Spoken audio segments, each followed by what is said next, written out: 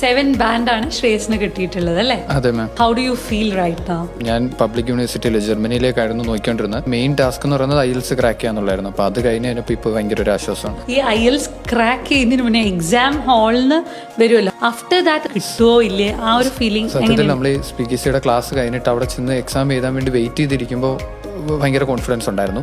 പക്ഷെ അപ്പോൾ വേറെ കുറേ ഇൻസ്റ്റിറ്റ്യൂട്ടിൽ നിന്നുള്ളവരും അവർ 2 മാസമൊക്കെ ക്ലാസ്സസ് അറ്റൻഡ് ചെയ്തിട്ടായിരുന്നു വന്നത്. നമ്മൾ 15 days ക്രാഷ് കോഴ്സ് ആയിരുന്നു. അപ്പോൾ അത് കേട്ടപ്പോൾ നമ്മൾ ചോദിച്ചാൽ നമുക്കിതിനി എങ്ങനെ ആയിരിക്കും, കോംപ്ലിക്കേറ്റഡ് ആയിരിക്കും എന്നൊക്കെ. പക്ഷേ എക്സാം എഴുതി കഴിഞ്ഞിട്ട് തിരിച്ചു വന്നപ്പോൾ നമ്മൾ അവരെയൊക്കെ കുറച്ചുകൂടെ കോൺഫിഡൻസോടെ ആയിട്ടാണ് വന്നത്. നമുക്ക് അത്ര സിമ്പിളായിട്ട് ഫീൽ ചെയ്തു.